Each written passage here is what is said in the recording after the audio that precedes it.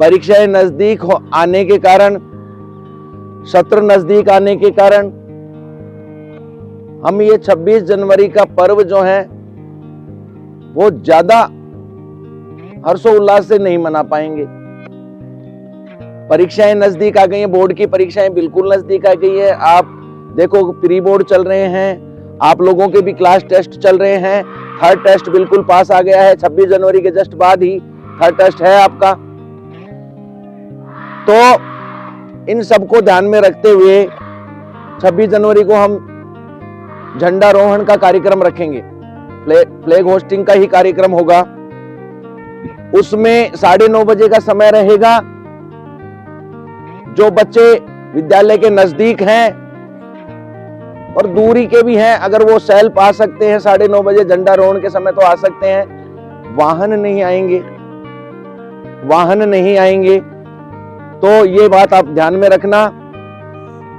और उस उपलक्ष्य में हम यहाँ एकत्रित होंगे झंडे के नीचे थोड़ी देर के लिए। उस समय कोई बच्चा जो है इस गणतंत्र दिवस के उपलक्ष्य में कुछ तैयारी करके लाता है तो उसका जो है परफॉर्मेंस हो जाएगा। तो ये ध्यान रखना। कुछ बातें ऐसी होती हैं कि हमारा जो है हर साल एनुअल फंक्शन जो है जनवरी में हम करते हैं ना, जनवरी में हम करते हैं, लेकिन इस बार क्यों नहीं कर पाए? इस बार इसीलिए नहीं कर पाए कि राजस्थान सरकार द्वारा जो है हमारा जो एकेडमिक ईयर है उसको शॉर्ट कर दिया गया और न्यू सेशन जो है अब 1 अप्रैल को स्टार्ट होगा आप लोगों का।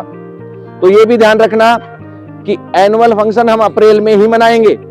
उस समय हमारे ऊपर ज्यादा बर्डन भी नहीं होगा और बड़े ही हर्षोल्लास के साथ हम एनुअल फंक्शन अप्रैल में मनाएंगे।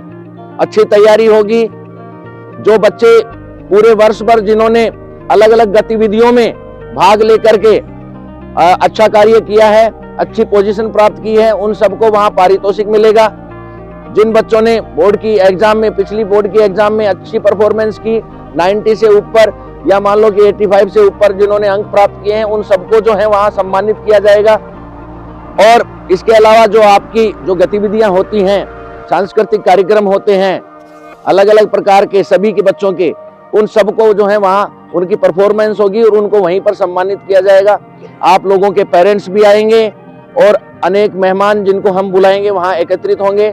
बहुत ही हर्षोल्लास के साथ भव्य तरीके से हम जो है अप्रैल में हमारा एनुअल फंक्शन मनाएंगे। तो ये आप ध्यान रखना।